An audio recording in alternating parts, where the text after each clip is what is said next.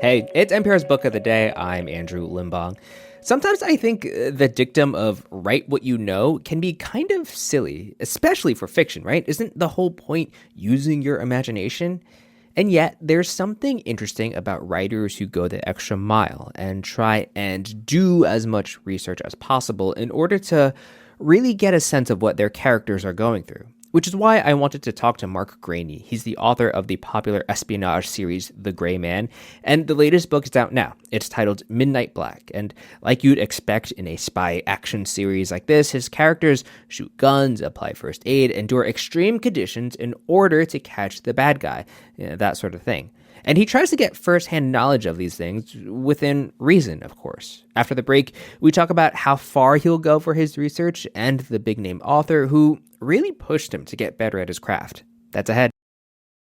This message comes from Best Western Hotels and Resorts.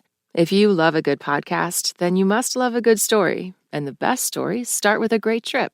That's where Best Western comes in. Whether you've been planning a getaway for weeks or just got the itch to go, Best Western has you covered with over 4,000 hotels worldwide. Wherever your story takes you, make it memorable. Life's a trip. Make the most of it at bestwestern.com. You know, we're past Valentine's Day now, and I've been thinking a lot about the obstacles that get in the way of spending time with your person. Maybe you and your partner are so busy that your schedules never align. Maybe you're in a long-distance relationship, and the thing keeping the two of you apart is an ocean. Or maybe you're an off-the-books assassin, a former CIA, and the woman you love is imprisoned in a high-security Russian gulag. That's where we find Court Gentry in the upcoming thriller novel Midnight Black. It is the latest in the Gray Man series. Author Mark Greaney joins us now. Hey, Mark.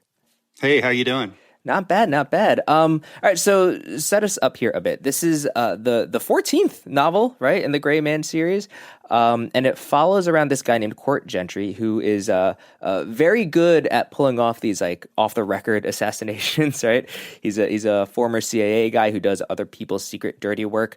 Where is Court Gentry's head at in this one?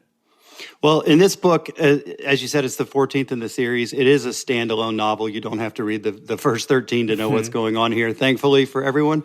But this one opens up with him in Bulgaria, and it establishes really, really quickly that he is in a very desperate point of his life. The woman he loves, as you said, has been taken by the Russians.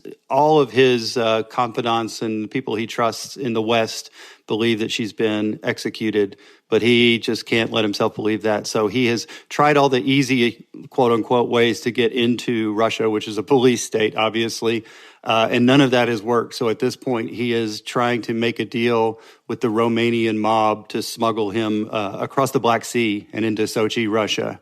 And of course, things go wrong on page one and continue to go wrong for him for quite a while. Yeah, a lot goes wrong for him in this book. You're famous for getting firsthand experience for the things you put your characters through.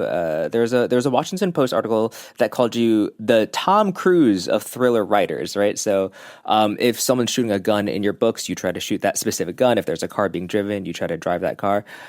Did you have to do any special research for this book? Did you head into any Russian gulags or anything? I did, not into the gulags, thankfully. I actually went to Russia when it was safe to do so several years ago when I was writing a book with Tom Clancy called Command Authority.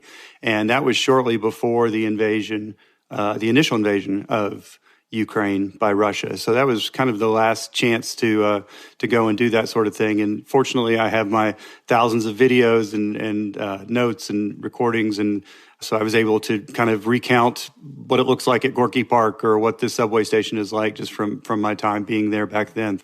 What about the other stuff? There was a scene where Court Gentry has to like scuba dive, and it's like the way you describe it, I'm like, oh, I feel like you've done this before, like just in the cold, deep ocean. Was that a real life experience you had? Yeah, I am a diver. I learned how to dive specifically for one of the Gray Man books, the third Gray Man book, a long time ago, and was terrified of the ocean and everything beforehand, but told myself I had to. And now there's nothing I love to do more than dive. So just like with all the things that I do to try and get the realism right, I tell myself I just have to do it enough to be able to write about it. I don't have to be particularly adept at it or particularly hardcore at it, but it's a fun aspect of the job.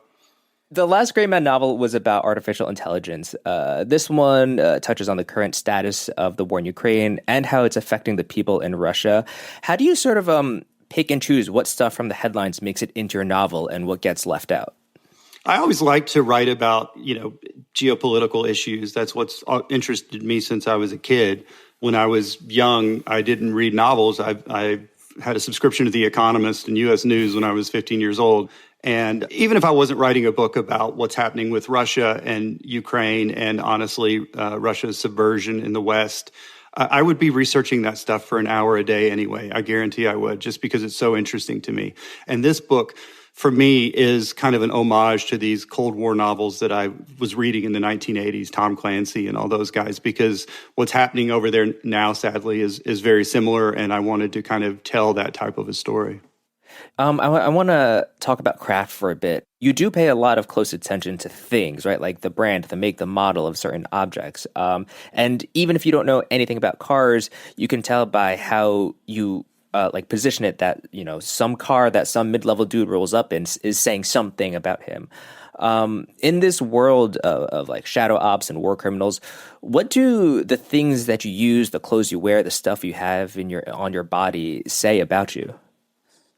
The entire term, the gray man, was not something that I invented. It was something that I would hear from military contractors and people in military describing someone who is in their line of work to one degree or another, but doesn't telegraph that. You can't be in the airport and look at that guy and go, well, those sunglasses and that watch and those Merrill boots and all those things identify him. A gray man is somebody that does all those things, but does not wear the gear or walk with the certain posture of somebody that's, ramrod straight because they've been in the military for 20 years. So the people that are really good at this do not telegraph it with their gear, that's for sure.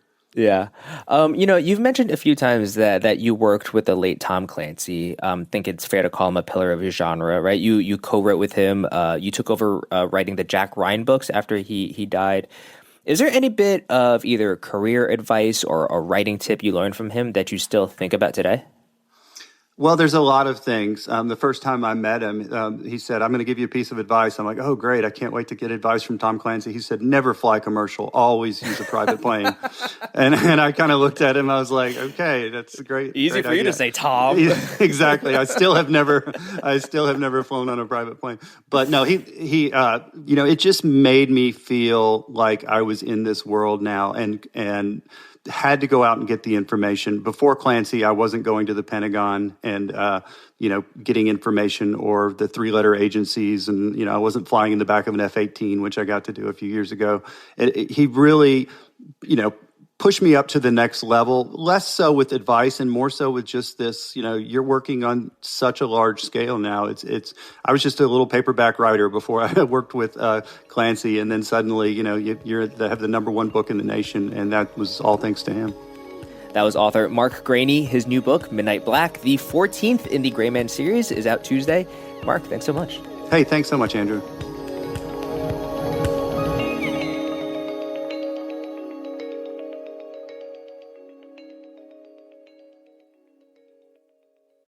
This message comes from NetSuite. What does the future hold for business?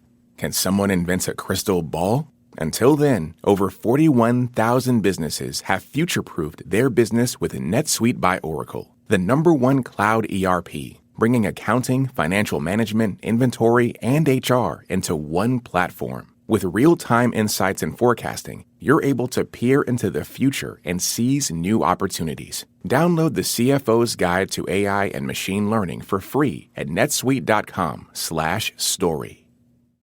This message comes from Lisa. Using the highest quality materials, Lisa meticulously designs and assembles their mattresses in America for exceptional comfort and support. Go to leesa.com/NPR and get 20% off site-wide.